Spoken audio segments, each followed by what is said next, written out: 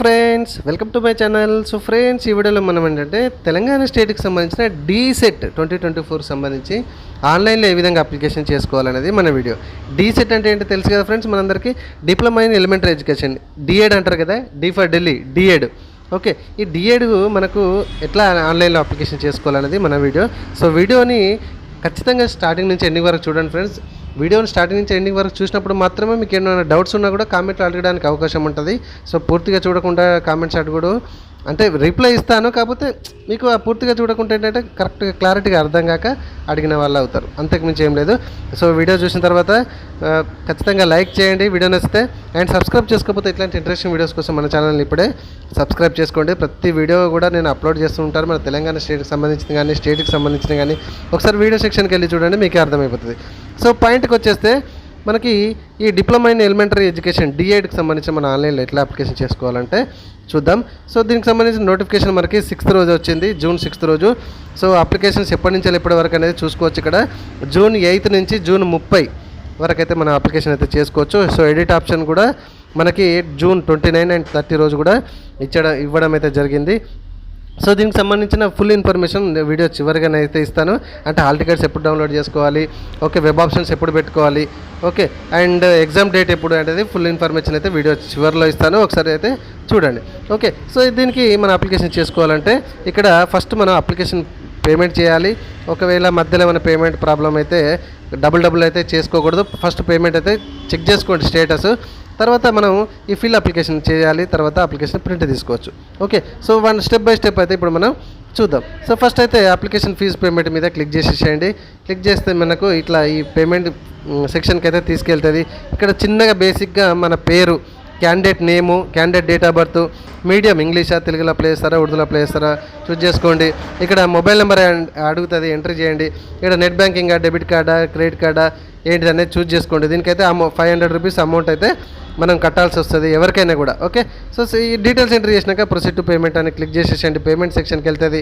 ఆ credit కార్డా, debit కార్డా entry చేసేసి payment అయితే మీరు సక్సెస్ఫుల్గా కంప్లీట్ చేసేసుకోండి. మళ్ళీ చెప్తున్నా, పేమెంట్ కాకపోతే పేమెంట్ స్టేటస్ అయితే ఖచ్చితంగా చెక్ చేసుకోండి. ఓకే, సో ఇక్కడ మనకు ఒక రిఫరెన్స్ ఐడి అయితే వస్తుంది పేమెంట్ సక్సెస్ఫుల్ అయినాక, అది నోట్అవుట్ చేసుకోండి. అండ్ ఫ్రంట్ హోమ్ పేజ్కి వెళ్ళి మన అప్లికేషన్ ఫిల్ చేసుకోవచ్చు, లేదంటే ఇక్కడ నుంచి వెళ్ళి కూడా ప్రొసీడ్ టు ఫిల్ అప్లికేషన్ అని క్లిక్ చేసుకోవచ్చు.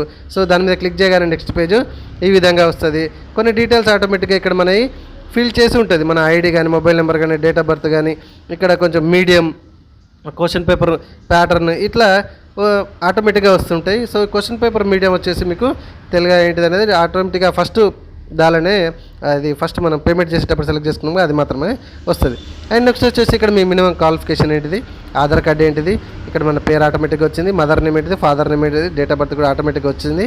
అండ్ మొబైల్ నెంబర్ వచ్చేసింది, మీ క్యాస్ట్ ఏంటిది, జెండర్ ఏంటిది, మైనారిటీయా కాదా, ఓకే, పర్సనాలిటీ, డిజేబిలిటీ, హ్యాండిక్యాప్డా కాదా, ఎస్ఎస్సిలో ఉన్నటువంటి ఒక ఐడెంటిఫికేషన్ మార్క్ అంటే మన పుట్టుమచ్చ తెలుసు కదా, ఉంటే ఒకటి ఎంట్రీ చేయండి, 2 అయితే అవసరం లేదు. సో ఇదే పేజ్లో కంటిన్యూషన్గా ఉంటుంది, చాలా సింపుల్గా ఉంటుంది. ఓకే, సో ఇక్కడ డియూ బిలాంగ్స్ టు తెలంగాణ, ఎస్ అని పెట్టేసుకోండి. మన అడ్రస్, విలేజ్, మండలు, okay, district, state, pin code, email ID, nationality, okay, NCC, కొందరు ఎన్సీసీ చేసి ఉంటారు, ఉంటే పెట్టుకోండి, లేదంటే లేదు. సో డిఫెన్స్, పర్సనాలిటీ, సో ఇది కూడా నో అని ఉంటుంది. ఫిజికల్ హ్యాండిక్యాప్డ్ ఎవరైనా ఉంటే ఎస్ పెట్టేసుకోండి, 2 సార్లు అడిగండి అక్కడ మనకు. సో కొందరు స్పోర్ట్స్ కూడా చేసి ఉంటారు, స్పోర్ట్స్ కేటగిరీ ఏమైనా ఉంటే ఎస్ పెట్టుకోండి, లేదంటే నో పెట్టుకోండి. Okay, due belong to scout, కొందరు ఎన్సీసీ కాకుండా స్పోర్ట్స్ కాకుండా స్కౌట్లో కూడా పార్టిసిపేట్ అయి ఉంటారు, ఉంటే ఎస్ పెట్టుకోండి, లేకపోతే నో పెట్టేసుకోండి. సో ఇక్కడ ఎడ్యుకేషన్ క్వాలిఫికేషన్కి వస్తే మనకు రిక్వైర్మెంట్ ఏంటంటే మనకి 4th క్లాస్ నుంచి 10th క్లాస్ వరకు డీటెయిల్స్ ఏ డిస్టిక్లో, ఏ స్టేట్లో, ఏ డిస్టిక్లో చదివారనేది ఇక్కడ అడుగుతుంది. ఇక్కడ మీకు చూపెడతాను చూడండి. ఇక్కడ first for example 4th class residence అని అడుగుతుంది కదా, ఇక్కడ తెలంగాణ సెలెక్ట్ చేసుకుంటే ఈ పక్కన మనకు డిస్టిక్ ఎనేబుల్ అవుతుంది. ఇక్కడ 5th క్లాస్ కూడా తెలంగాణ స్టేట్ సెలెక్ట్ చేసుకుంటుంటే పక్కన మనకు డిస్టిక్ ఎనేబుల్ అవుతుంది. ఓకే, అట్లా ప్రతిదీ కూడా ఎనేబుల్ అవుతూ ఉంటుంది. ప్రతిదీ కూడా మీ డిస్టిక్, లేటెస్ట్ డిస్టిక్ పెట్టేసుకోండి, and state and district select చేసేసుకోండి. ఆ చివరి కూడా నేను ఒకసారి చూపెడతాను మీకు, చూడండి. ఓకే, తర్వాత కింద చూడండి మన ఎస్ఎస్సి డీటెయిల్స్ అడుగుతుంది, మన బోర్డు ఏంటిది, ఆ మీడియం ఎస్ఎస్సి ఏంటిది, సో డేట్ ఆఫ్ పాస్ ఏంటిది, హాల్ టికెట్ నెంబరు, ఏ ఇయర్లో అపియర్ పాస్డా, చదువుతున్నారా, okay, and board, medium, date of pass ఇట్లా కొన్ని అడుగుతుంది.